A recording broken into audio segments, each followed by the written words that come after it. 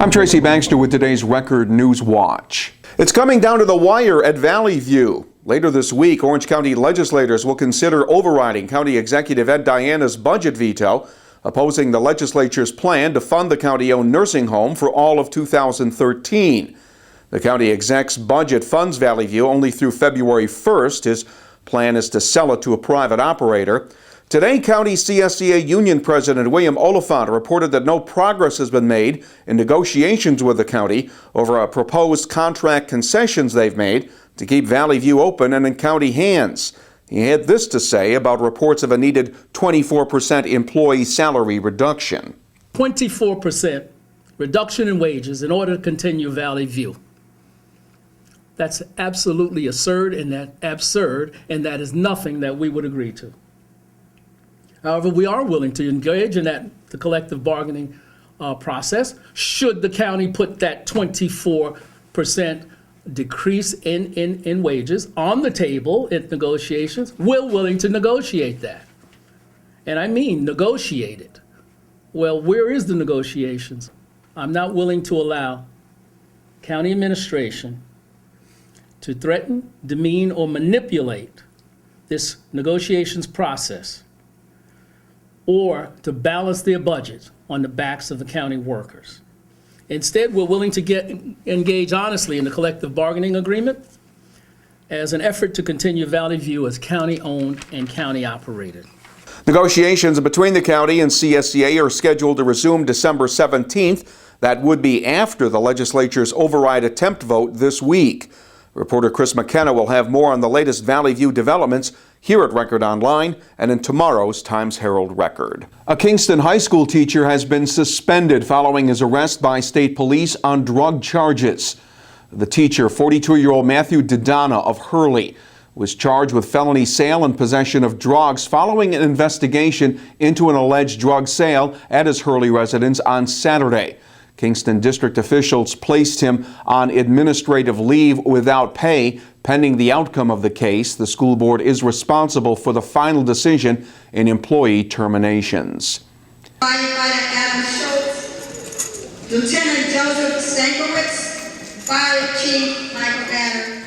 It was the first of its kind and the idea of Pastor Bruce Davis of Newburgh's Ebenezer Baptist Church. And it was designed to be the first step in an effort to help bring those in the city of Newburgh back together. During their Sunday worship service, church members honored more than 200 city officials and emergency workers as a way to promote peace and healing within the troubled city, with more than 100 invited guests receiving certificates of appreciation. Pastor Davis called on the congregation to be peacemakers, not peace breakers, and to do their part to reduce crime in their neighborhoods. Newburgh Mayor Judy Kennedy said she was humbled by the recognition. Newburgh Fire Chief Michael Vatter called the tribute uplifting.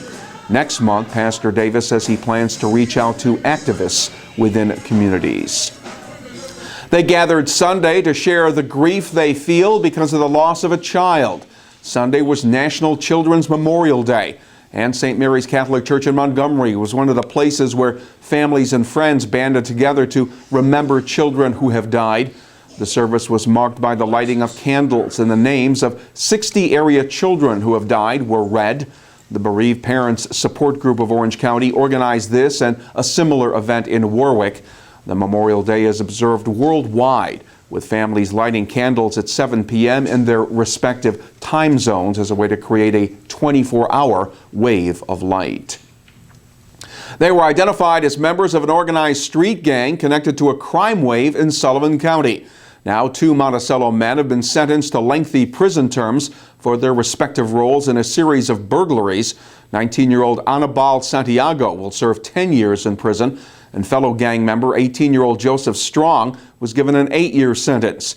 The pair had pleaded guilty to felony burglary counts for break-ins and thefts in Thompson, Fallsburg, Bethel, and Forestburg.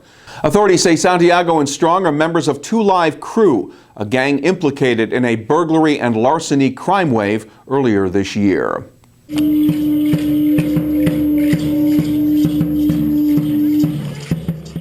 It was a big weekend celebration in Middletown for the region's Hispanic community. as more than 1,500 people turned out for the events marking the Festival of Our Lady of Guadalupe. It began Saturday evening with religious services, a vigil, and dancing at St. Joseph's Church in Middletown. Then Sunday morning, about 800 people took part in a parade through downtown Middletown featuring dancers in traditional Mexican and Aztec clothing. The cultural and spiritual observance marks the day in the 16th century when the Virgin Mary was said to appear before an Aztec Indian peasant whose robe miraculously produced an image of the mother, converting doubters. And on this trip, Santa Claus chose a train over a sleigh. St. Nick was on board the Toys for Tots train that made a stop in Montgomery on Sunday, providing an opportunity for local residents to donate toys and clothing for needy families in the region. The train began its run in Warwick and ended in Walden along the Middletown and New Jersey rail line tracks, collecting toys all along the route. This was the second of the 3 runs for the Toys for Tots train. The final trip will be made this Saturday. More than 4,000 donated toys were collected during Sunday's Orange County run.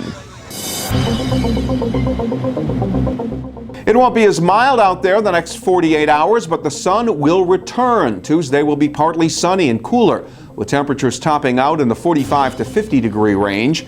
It'll be mostly sunny Wednesday with the highs in the middle 40s. Record Online is the place to find news when it breaks and start your day with the information you need when you read the Times-Herald Record. For Record Newswatch, I'm Tracy Baxter.